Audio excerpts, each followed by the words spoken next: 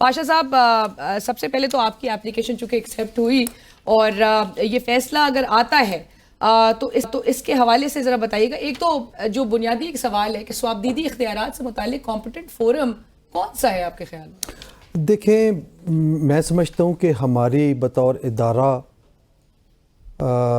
متعدد بار بینچ سے ہم نے اور اس وقت کے چیف جسٹس صاحب سے ریکویسٹ کی، کیونکہ یہ پولیٹیکل میٹرز ہیں، کانسٹیٹیوشنل ہیں، تو ہم یہ سمجھتے ہیں کہ اس کے لیے اگر فل بینچ ہو جائے تو زیادہ بہتر ہے، فل کورٹ بیٹھے.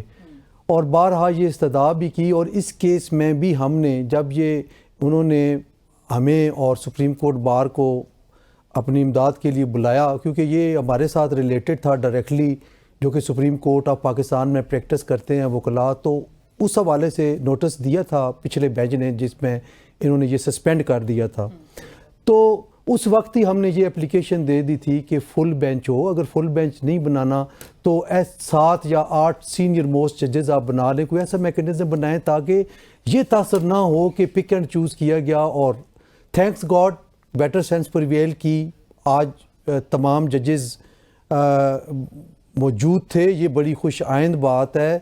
آلدو کہ کچھ نونگ جونگ، کچھ آبزرویشنز آپس میں آئیں، لیکن یہ خوبصورتی ہے میں سمجھتا ہوں اس سسٹم کی ساری کی. ایک جج کی قطع کلامی کی معافی، لیکن یہ بھی آبزرو لوگوں نے کیا کہ ایک جج کے سوال پہ کاؤنٹر سوال جو ہے وہ جج صاحب کی جانب سے آ جاتا تھا. جی یہ سب اس طرح چل رہا تھا، لیکن میں سمجھتا ہوں کہ آج ایک تاریخی موقع تھا. First time in history of Pakistan ایک ایسے اہم کیس کو ڈائریکٹلی ٹیلی کاسٹ کیا گیا، اور پوری قوم نے دیکھا کہ وکلاء کیا کر رہے ہیں، ججز کیا کر رہے ہیں، کیا بیہیویئر ہے، کیا کنڈکٹ ہے. اور یہ بڑی خوبصورتی ہے اس میں، اچھی بات ہے، کیونکہ وقت یہ ایولیوشن پروسیس بہرحال ہوتا ہے، اور نئی سے نئی جوتیں جو ہیں وہ آتی ہیں، اور ان کو ایکسیپٹ کرنا چاہیے.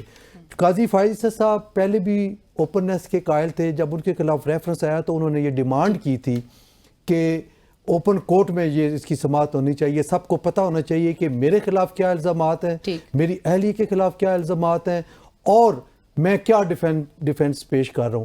تو بہرحال یہ میں سمجھتا ہوں اچھی. اور پھر جو اس کا اینڈ آیا آج کے دن کا، یہ بھی بڑا خوبصورت ہے کہ 2 سینئر جج صاحبان، جسٹس سردار طارق مسعود صاحب اور جسٹس اعجاز الاحسن صاحب، دونوں نے کورٹ کے اندر کانسنٹ دی کہ ٹھیک ہے، کمیٹیاں مشاورت کرتے ہیں، اور آج رات کو ہی بیٹھ کے کرنٹ ویک کا ہم روسٹر بنا دیتے ہیں. تو ابھی تھوڑی دیر کے بعد شاید وہ بھی آ جائے. جی میں زبیری صاحب کی طرف یہی بات لے کے جاؤں. زبیر صاحب، ایک تو انیشل کامنٹ یہ جو فل کورٹ کے حوالے سے، کیا جو لائیو بھی جو ٹرانسمیشن ہو رہی تھی اور جو دکھایا جا رہا تھا وہ سارے کیسز پہ اپلائی کرے گا یا صرف فل کورٹ کے معاملے پہ؟ اور دوسرا یہ جو پاشا صاحب بھی جس طرح سے کہہ رہے ہیں کہ سپریم کورٹ نے، عدالت نے آج بھی پریکٹس اینڈ پروسیجر ایکٹ کے حوالے سے وہ سٹے کو ویکیٹ نہیں کیا، تو اس حوالے سے اس کو کیسے دیکھتے ہیں؟ کیونکہ اب جس طرح پاشا صاحب بھی کہہ رہے ہیں کہ سینئر موسٹ ججز جو ہیں وہ اپنے تائیں خود ہی بینچ کی تشکیل کا معاملہ دیکھیں گے، تو یہ کس طرح سے پھر آگے جائے؟ بسم اللہ الرحمن الرحیم. بہت شکریہ علینا. دیکھیے، آج بڑی خوش آئند بات ہے، میں بالکل متفق ہوں ہمارے بڑے بھائی سے، حسن رضا پاشا صاحب سے.